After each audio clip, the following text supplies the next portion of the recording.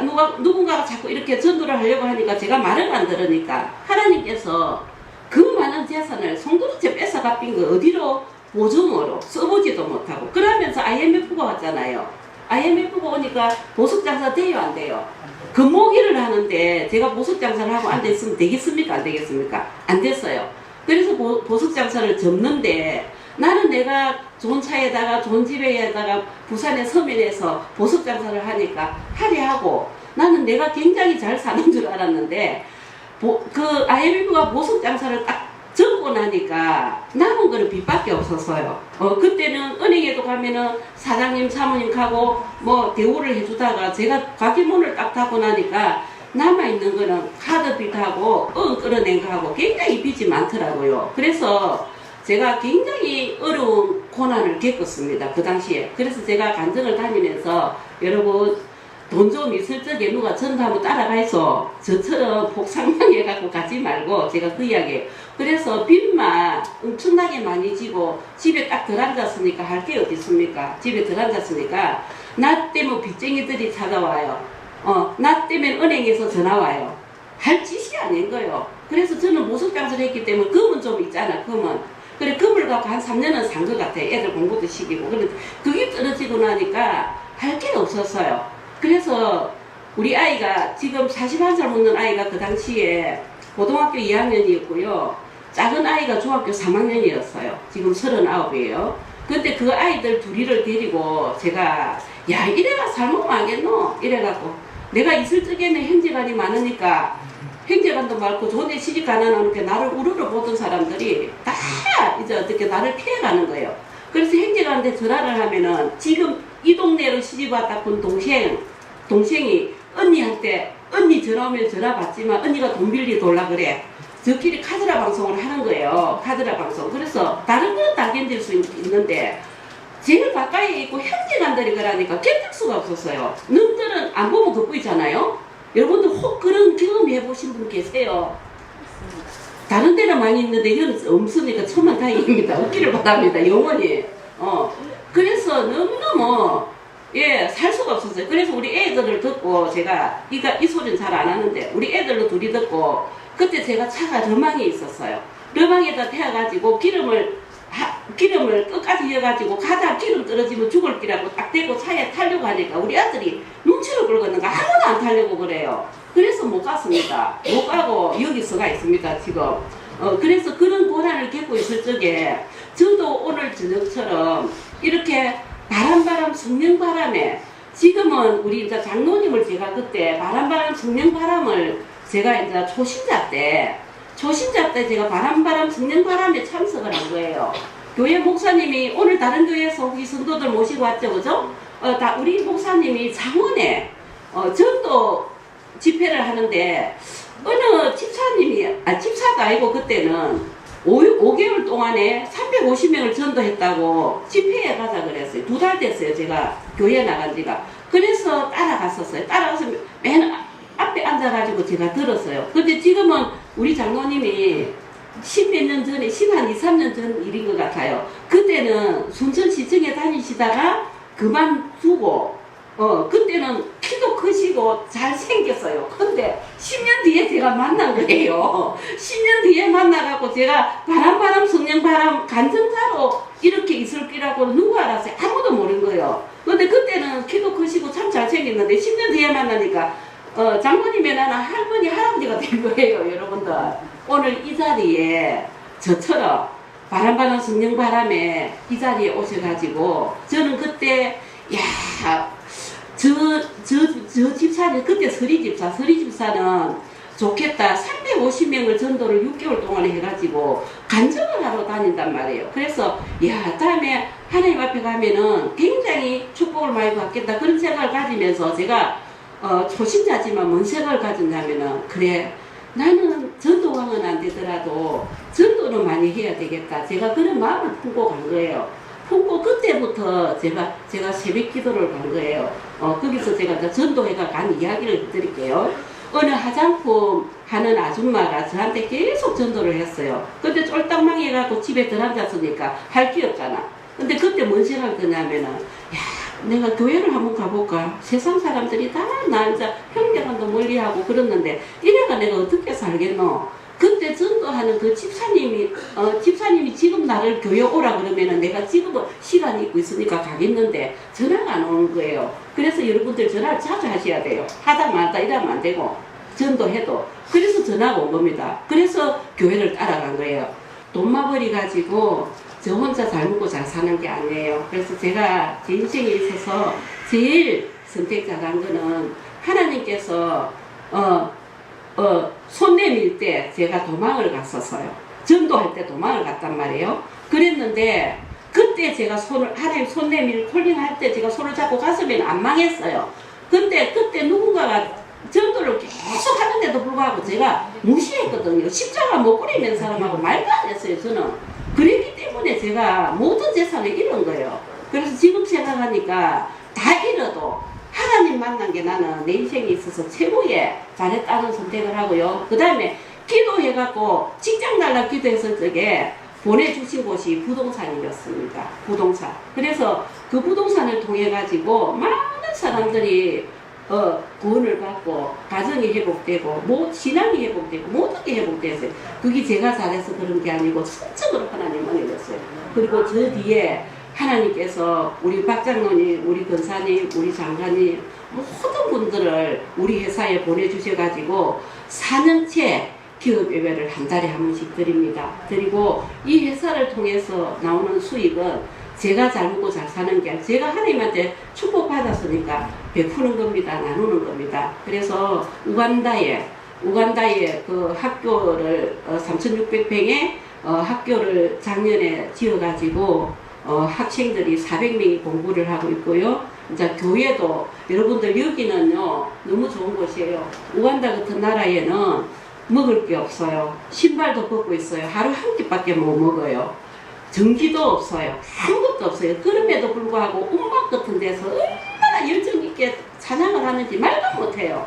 그래서 거기 가서 제가 보고 은혜를 너무 많이 받아가지고 우리 회사를 통해 가지고 교회가 이제 지금 현재 지금 입당 예배 본 게 19개를 입당 예배를 받고요. 지금 15개를 지금 짓고 있습니다. 이번에 7월 5일날 선교사님 오셔갖고 오셔가지고 선교 보고 예배를 드렸어요. 제가 이제 우간다에 갔을 적에 정부에서 작년에 깜짝 놀랐는데 이번에 그때 제가 갔었을 적에 학교에 그 헬리콥터를 타고 차관이 왔었어요. 축사해주러. 그때 누가 보냈냐 하면 우간다 대통령이 보냈대요. 대통령이 보냈는데 도지사를 그 학교에 입당 예배 보는데 보냈는데 도지사가 초상이 나가갖고 우리한테 안 오고 다른 길로 갔대요. 근데 그 뒷날 보고가 들어가지고 바로 잘랐답니다. 장관님. 이번에 오셔갖고 그 말씀을 해주셨어요. 제가 자랑은 아닙니다. 자랑은 아니고 이게 복음이라는 게 제가 저만 은혜 받고 가만히 있으면 안 되고 오늘 저녁에 은혜 받으시고 내일 모레도 잘 거 아닙니까? 그래서 이곳에서도 우리 박장로님 집회를 통해 가지고 엄청난 부흥이 일어나거든요. 부흥이 일어나요.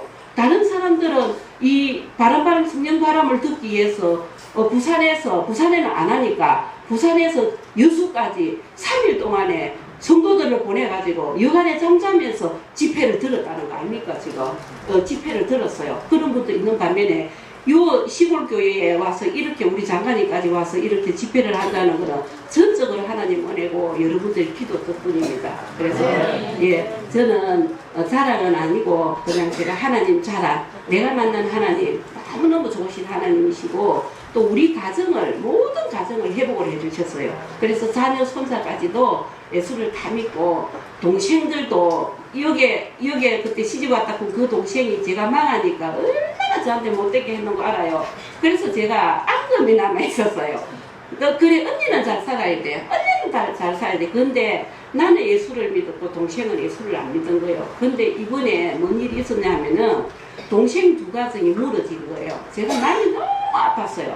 예전에 제가 없을 적에 내한테 피나간 거 생각하면은 내가 이만큼도 안 도와주고 싶어. 그때 제가 우간다도 도와주고 개츠교회도 도와주면서 내 형제가 저렇게 불쌍하게 사는데 너무 마음이 아픈 거예요. 그래서 이번에 운동화 이거 세탁하는 거 있잖아요. 운동화 세탁하고 가방 세탁하고 유모차 세탁하는 공장을 차려줬어요. 한 1억 정도 들었어요. 그래서 두 가정이 거기서 남동생하고 여동생 가정하고 두 가정이 거기서 지금 김에서 하고 있어요. 하고 있는데 각 교회 목사님들이 택배를 킥으로 그 운동화를 보내주는 거예요. 어린이집 이런 데서. 그래서 운동화 그거 한 개 세탁해주면 4,000원 받는데 그걸 보면서 기뻐하는 모습을 보고 나는 너무너무 은혜가 됐습니다. 그래서 이번에 동생들이 김해에 그 교회에 두 가정이 갔어요. 두 가정이 가서 등록을 했고요. 등록을 했고 어저께 첫 월급을 타가지고 11주를 봉투에 해갖고 하나님 앞에 갖다 바쳤습니다. 이게 나의 간증입니다, 여러분. 그래서 제가 부족한 저를, 죽을 수밖에 없는 저를 하나님께서 날 구원해 주셔가지고 기도로 시작하고 기도로 마치는 회사를 만들어 주시고 이렇게 간증자로 세워주셔서 너무너무 감사드립니다. 네, 감사합니다. 나는 최고 학부를 나오지 못했다. 나는 서령 최고 대학을 나왔더라도 뭐 서울대, 연세대, 고려대를 못 나왔다. 우리 집은 가난하다. 배경이 없다. 그러므로 나는 여기서 여기까지밖에 반바퀴 뜀박질 할 수밖에 없다. 이렇게 앞길을 예단하고 스스로 자기 장래를 운명으로, 숙명으로 생각하면 안 된다고 그러죠. 하나님께 믿기다. 올곧게 뚜벅뚜벅 걸어가면 좋으신 주님께서는 반드시 약한 자를 들어서 강하게 하시는 좋으신 주님인 줄로 믿습니다. 여러분, 그렇게 해서 제가 이제 고등학교 마치고 군대를 갔다 오고 그리고 이제 제가 군 농협에 취직이 돼가지고 취직됐다니까 여러분 정시 직원으로 된 줄 아세요? 임시 직원으로 취직을 했어요. 근데 또 거기 가니까 자존심 상한 게 있어요. 정시 직원들은 출근부에다가 출근부 다 넣고 출근하면 딱 넘기면은 자기 저랑 찍을 때가 다 있어요. 임시 직원은 그런 게 없어요. 그러니까 출근해가지고 가서 일은 저 사람보다 더 훨씬 많이 하는데 나보다 나이도 훨씬 어린데 나는 임시 직원이기 때문에 출근부에 도장을 찍을 수 없다는 거예요. 그것이 항상 마음 가운데 응어리로 아픔으로 그렇게 잘 나왔어요. 그러던 어느 날 이게 중앙에서 공문이 다 왔는데 임시 직원으로 2년 이상 재직한 사람에게 4급 직원으로 채용할 수 있는 기회를 준다. 연락이 왔어요. 저는 그 순간부터 하나님께 매달리기 시작했어요. 기도를 해가고 주님, 이 아둔한 제 입술과 저의 심령을 붙들어 주시고 제가 이 시험에 합격할 수 있도록 주님 도와주세요. 이렇게 매달렸어요.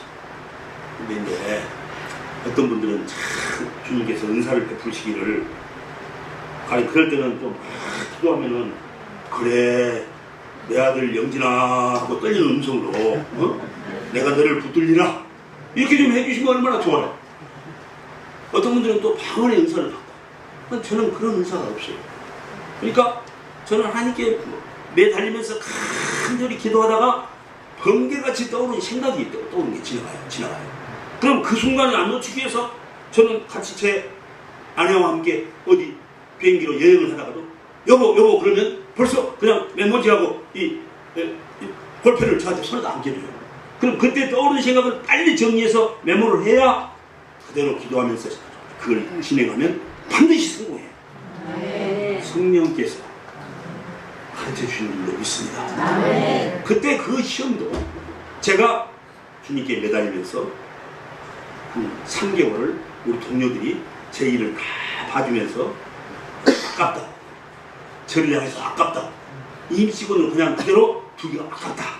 그런 이 3개월 동안 그가 가서 공부해서 합격할 수 있도록 하자. 도와주자. 그렇게 흐름을 짠 거예요. 우리 직원들이. 그래서 3개월 동안 제 일을 다 그분들이 해주고 저는 저기 광주에 있는 여인숙 지금도 그 여인숙 있어요. 인덕 여인숙이라는 여인숙에 들어가가지고는 3개월 동안 열심히 공부해가지고 16명을 전국에서 뽑았는데 자랑 같지만 다 사실이니까 이 촌놈 김영진가 16분에 1등을 했어요. 1등. 그래서 거기에 합격해가지고 농협 중앙에 직원이 된 거예요. 그러니까 어머니 아버지가 뛸 듯이 기뻐한 거야. 우리가 기도한 그 열매가 이제 맺어졌다 하고 기뻐하시는 거예요. 저도 너무 감사했어요. 그런데 그때 시기는 1970년대 유신 선포가 있어요. 유신 헌법을 막 만들어가지고 독재, 장기 독재하라고. 그럴 때 청년이었던 저는 기독교 청년의 전국 회장 그리고 NCCK라고 해서 예장, 기장, 감리교 활동 7개 교단 전국 청년연합회 회장을 제가 했습니다. 그러다가 통행금지라고 있죠. 통행금지 기억나시죠? 요즘 그런 게 어디가 있습니까? 밤 12시 되면 사이렌 길게 불고 무조건 붙들리면 재판도 없이 유치장에다 집어넣어보는 시대가 있었어요. 근데 교회 가도 안 되고 그때 쌀농사에서 이제는 비닐하우스 농업으로 농업 형태가 바뀌고 있었어요. 그럼 여러분 밤에 눈이 막 쏟아질 때 비닐하우스 농업하는 농민들은 가서 쌀이들을 가지고 와서 3시나 4시에도 쌀이들을 쓸어내려야 하우스의 무게가 안 넘어지지. 만약 그때 제때 가서 안 하면 1년 농사가 파농되는 거예요. 망치는 거예요. 근데 거기 가다가 붙들리면 나 이거 지금 눈 오니까 비닐하우스 이유 불문 곡절하고 재판도 없이 유치장에다 바로 집어넣어버려요. 붙들리면 유치장에 집어넣어버렸습니다. 교회 가도 붙들리면 안 돼요. 여러분 서령 밤 3시에 잠기어 일어났다 하더라도 자기가 섬기는 교회 가서 무릎 꿇고 하나님께 기도하고 새벽을 여는 자유, 이것이 성교 자유고 신앙의 자유인 줄로 믿습니다. 그런데 밤 12시부터 새벽 4시까지는 교회도 안 된다. 우리 농민의 생존권을 짓밟는 이 눈이 오니까 이거 쓸어내리러 가도 안 된다. 이것은 있을 수가 없다는 거죠. 제가 그 내용을 눈여겨보면서 통행금지 해제 운동에 즈음하여 하는 청문서를 만들어가지고 전부 교회 다니면서 이 제안을 설명하고 다 사인을 받았어요. 그래서 한 1000통쯤 우체국을 통해서 국회의장에게 보내고 있었어요. 근데 제가 이제 근무하고 있는데 어느 날 직장으로 계엄사령부가 출동해가지고 저 밖에서 다 포위하더니 이렇게 하더니 저놈 잡아라! 그래서 앞에서 제가 이렇게 도장을 찍고 있다가 저놈 잡아라 그래서 나는 죄가 없으니까 뭐 그런 일이 없으니까 누가 다른 사람 있나? 내가 피해를 들어가요. 아무도 없어요. 근데 와서 제 입에다 자갈을 물리고 눈에다가 딱지를 붙이고 코에다가 뭘 대버렸는지 저는 기절해 버렸어요. 가서 눈 뜨고 보니까 온몸이 빨가 벗겨져 있고 희로하게 하나 걸치지 않은 가운데 그리고 고문이 시작됐어요. 누가 너보고 통행금지 해제 운동을 하냐? 너 불순 자금을 돈을 누구한테 얼마 받았냐? 대라 대라 대라. 말할 수 없는 견딜 수 없는 고문을 하는 거예요. 여러분 제 배우가 누구겠습니까? 하나님이십니다. 이럴 때는 하나님이십니다 그러면 안 돼요. 하나님이십니다 내가 그랬어. 이 배우가 누구냐 그래서 하나님이십니다. 나중에는 말이에요. 이제 안 되겠으니까 더 고약한 사람한테 나를 인계하면서 가만히 보니까 그 연세 많은 분이 아주 고약한 사람한테 저를 인계하면서 이게 또라이라는 거예요. 또라이. 머리가 돌았다는 거예요. 제가 보기에는 그분들이 문제가 있는데 근데 어느 날 환란과 핍박중에도 하는 찬송 소리가 들리는 거예요. 그런데 내 귀를 의심했어요. 어쩔 때는 막 이 사람들이 백일등을 막 켜가지고는 머리가 돌아버릴 것 같아. 이 사람들이 또 녹음을 해가지고 나를 현혹시키나 귀를 의심했는데 가만히 들어보니까 그 찬송 속에 우리 어머니 이길남 권사님의 우리 어머니의 음성이 들어있는 거예요. 우리 교회 성도님들이 내가 갇혀있는 여기 산기슭에다가 지금 이렇게 오셔가지고는 찬송을 부르구나. 그때부터 제가 얼마나 힘이 났는지 몰라요. 주님 감사합니다. 나중에 제 아내가 면회를 왔는데 뭐라고 하냐면 당신 똑바로 하시오. 그래. 평소에도 잘 안 하는 사람인데 왜 나보고 똑바로 하려고 그럴까? 무슨 이유일까? 섭섭했어요. 나중에 알고 보니까 제가 갇히니까 밖에서는 수십 명의 김영진이가 운동성을 갖고 일하기 시작한 거예요. 그가 지금 못한 일을 이제는 우리가 하자.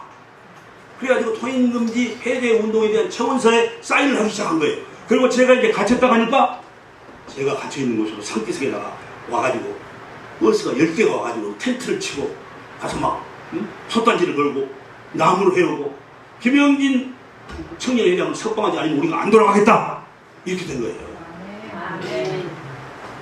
저에게 가진 압력을 놓고 협박과 해오를 했지만 저는 끝까지 이것은 옳은 일입니다 했어요. 그랬더니 밖에서 이제 광주 5.18에 대해 양민을 학살하고 전두환 노태우 정권이 집권했죠 그때. 그러니까 이제 막 이 사람들이 막 움직이고 막 하니까 두려움을 갖게 된 거예요 이 정권이. 그래가지고 갇혀있는 저를 석방을 시키는 것이 시국 안정에 도움이 된다 이렇게 된 거예요. 그래가지고 각서를 쓰라고요. 각서. 잘못됐다고 앞으로 그런 걸 안 하겠다고. 제가 각서를 쓰면 우리 교회는 이렇게 와서 철야 기도회를 열고 있는데 나는 그럴 수 없다. 끝까지 저는 각서를 거부했어요. 그랬더니 나중에는 책임자가 와가지고 그러면 우리 협상합시다. 이 안에서 있었던 얘기를 일체를 밖에 가서 얘기 안 하기로 하고 그러면 각서는 안 써도 되고 석방하면 아니 하고 안 하고는 내 마음이지. 어떻게 여러분이 내가 여기 있었던 얘기를 안 하겠다고 내가 여러분 앞에 다짐하고 나갑니까? 안 됩니다. 3일을 또 연기했어요. 마침내는 아무 조건 없이 옥문이 열리고 석방되어 자유 몸이 되고 우리 교회와 우리 가정의 품에 안기게 되었습니다. 약한 자를 들어서 강하게 하시는 좋으신 우리 주님께서 함께 하시는 결과인 줄로 믿습니다.